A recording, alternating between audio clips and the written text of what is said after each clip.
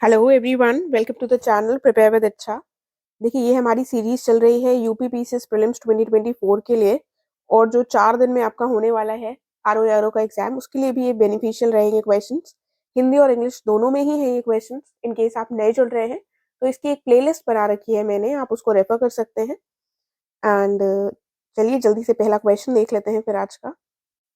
देखिए, पहला question geography से संबंधित है। क्या क्वेश्चन है? Largest fresh water lake India में वूलर लेक है, जो कि जम्मू कश्मीर में है। दूसरे में कहा गया है लार्जेस्ट सेलाइन वाटर लेक, यानी कि जो खारे पानी की सबसे बड़ी भारत में झील है वो है चिल्का लेक, जो कि उड़ीसा में है। हाईएस्ट लेक इन इंडिया, मतलब एल्टीट्यूड के हिसाब से, ऊंचाई के हिसाब से सबसे ऊंची जो झील है वो है चोलामू लेक, सिक्किम में। सबसे लंबा लेक जो है, लॉन्गेस्ट, वो है वेम्बनाड लेक, केरला में। इसमें हमको बताना है कौन सा करेक्ट है। यहाँ पर ऑप्शंस दिए हुए हैं, तो ये चारों ही बिल्कुल करेक्ट है। ठीक है, तो ये याद रखिएगा।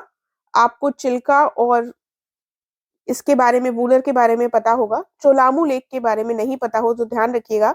ये सिक्किम में लोकेटेड है, ठीक है, और सबसे ऊंचाई पर स्थित लेक है भारत का।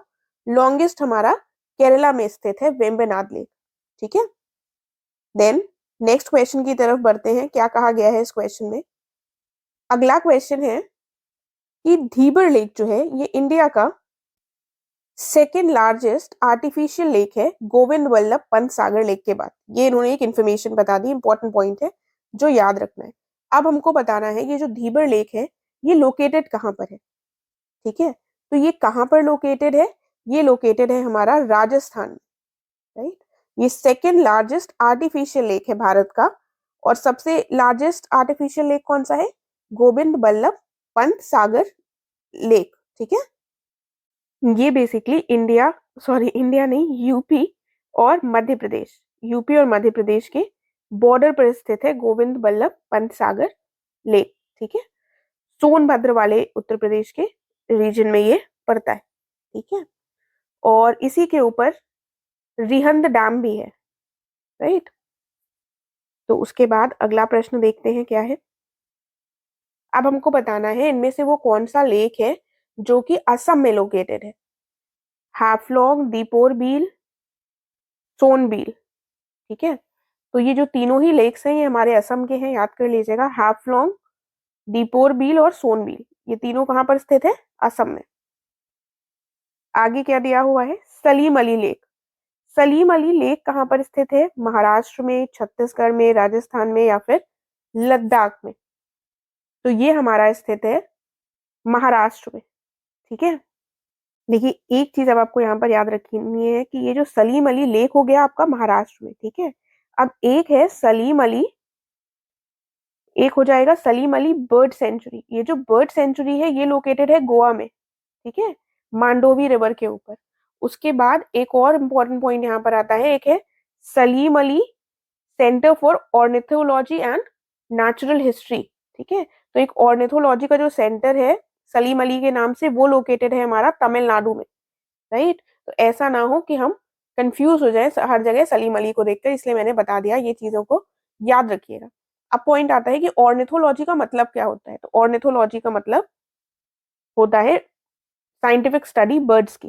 ठीक है, तो ये जो सलीम अली थे ये कौन थे? बेसिकली ये एक ऑर्निथोलॉजिस्ट थे जिन्होंने बर्ड्स के ऊपर सर्वेस कंडक्ट किए इंडिया में, और इनको इसीलिए बर्ड मैन ऑफ इंडिया भी कहा जाता है। ठीक है, सलीम अली को ही बर्ड मैन ऑफ इंडिया कहा जाता है। तो 3-4 पॉइंट्स हमारे इस क्वेश्चन से निकल आए हैं, सब याद रखिएगा। देन नेक्स्ट क्वेश्चन की तरफ बढ़ते हैं। अब यहाँ पर हमको करेक्ट स्टेटमेंट बताना है कौन सा है, राइट। तो यहाँ पर क्वेश्चन क्या है? पहला दिया हुआ है लॉन्गेस्ट नेशनल हाईवे जो है ये NH 44 है, और शॉर्टेस्ट नेशनल हाईवे जो है ये है NH 966B। तो यहाँ पर करेक्ट क्या हो जाएगा हमारा? तो इन दोनों स्टेटमेंट्स में अगर हम देखें तो पहला वाला जो है वो सही है, दूसरा वाला गलत हो जाएगा, क्योंकि अभी रीसेंट डेटा के हिसाब से नेशनल हाईवे 548 जो है ये शॉर्टेस्ट है। ठीक है, तो यहाँ पर ऑप्शन ए करेक्ट होगा। आगे बढ़ते हैं अगले क्वेश्चन की तरफ। इसमें क्या कहा गया है? इस क्वेश्चन में कहा गया है करेक्ट स्टेटमेंट बताना है। पहले में है कि इंडिया का हाईएस्ट मोटरेबल रोड जो है वो है खारदुंगला पास, लद्दाख में। उसके बाद कहा गया है ईस्टर्न पेरिफेरल एक्सप्रेसवे, जिसको केजीपी एक्सप्रेसवे भी कहा जाता है, ये भारत का पहला ग्रीन फील्ड एक्सप्रेसवे है। ग्रीन फील्ड मतलब होता है जिसकी शुरुआत एकदम शुरुआत से हो, ब्राउन फील्ड होता है कि उसी में रेनोवेशन करवाना। तो यहाँ पर हमारे दोनों ही स्टेटमेंट सही हो जाएंगे, ऑप्शन करेक्ट हो जाएगा option C, right, option C सही होगा। आगे बढ़ते हैं, नेक्स्ट क्वेश्चन को देखेंगे। फिर से दो स्टेटमेंट्स हैं। पहले में कहा गया है माइका यानी कि जो अभ्रक है ये मेनली यूज किया जाता है इलेक्ट्रिकल और इलेक्ट्रॉनिक इंडस्ट्रीज में। सेकंड में कहा गया है इसको स्प्लिट किया जा सकता है बहुत ही पतली शीट्स में जो कि टफ और फ्लेक्सिबल होती है, राइट। तो इसमें हमारा ये दोनों ही कथन बिल्कुल सही है, ऑप्शन सी करेक्ट होगा।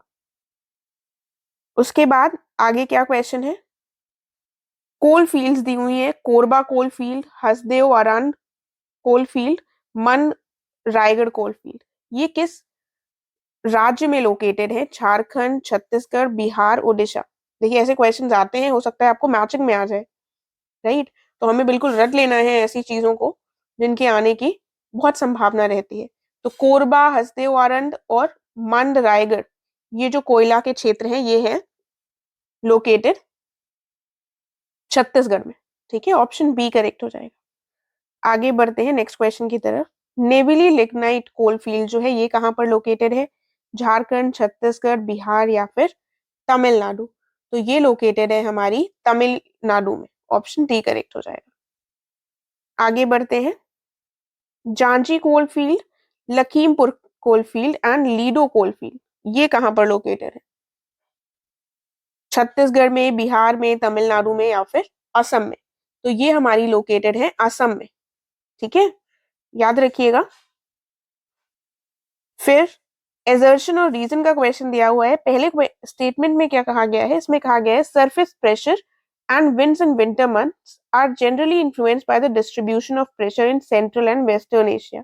सर्दियों के महीने में सतही दबाव और जो हवाएं हैं आमतौर पर मध्य और पश्चिमी एशिया में दबाव के वितरण से ये प्रभावित होती है। फिर क्या कहा गया है? हिमालय के उत्तर में उच्च दबाव का केंद्र उत्तर से भारतीय उपमहाद्वीप की ओर निचले स्तर पर हवा के प्रवाह को जन्म देता है, राइट। तो यहाँ पर हमारा जो कथन और कारण है ये दोनों बिल्कुल सही है और ये सही एक्सप्लेनेशन भी है, ऑप्शन ए करेक्ट हो जाएगा। आगे बढ़ते हैं, मीन मुट्टी फॉल्स, मीन मुट्टी जलप्रपात जो है ये कहाँ पर लोकेटेड है? ये फिर से एक फैक्ट आ गया है हमारे सामने, केरला में, कर्नाटक में, तमिलनाडु में या फिर तेलंगाना में। कहाँ पर लोकेटेड है ये? तो ये हमारा लोकेटेड है केरला में, ठीक है, मीन मुट्टी फॉल केरला में। आगे दुदुमा फॉल्स, दुदुमा फॉल्स जो है ये किन दो राज्यों के बॉर्डर पर स्थित है? ओडिशा आंध्र प्रदेश, ओडिशा झारखंड, तेलंगाना आंध्र प्रदेश या फिर तमिलनाडु और आंध्र प्रदेश। तो ये कहाँ पर लोकेटेड है? इसका आंसर हो जाएगा ओडिशा और आंध्र प्रदेश, ठीक है। अब आपसे ये क्वेश्चन है कि ये जो दुदुमा जलप्रपात है ये कौन सी रिवर पर फॉर्म होता है ये बताइएगा। देन आगे क्वेश्चन है अथीरा पिल्ली फॉल्स, अथीरा पिल्ली जलप्रपात ये कहाँ पर स्थित है? केरल, कर्नाटका, तमिलनाडु या फिर तेलंगाना।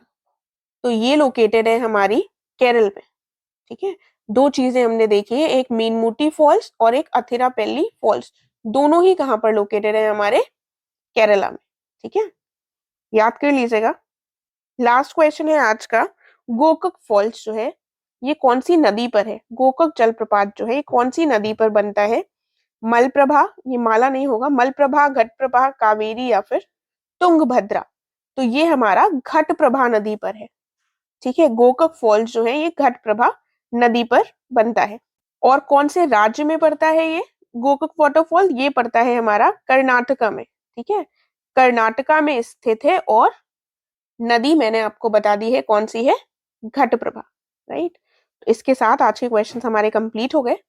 आई होप आपको सब समझ आ गया होगा। इन केस कोई क्वेश्चन हो तो आप पूछ सकते हैं, आप चाहें तो मुझसे टेलीग्राम के माध्यम से भी जुड़ सकते हैं और वहां पर कोई भी आपको एग्जाम से रिलेटेड क्वेश्चन पूछना हो तो पूछ सकते हैं। Thank you so much.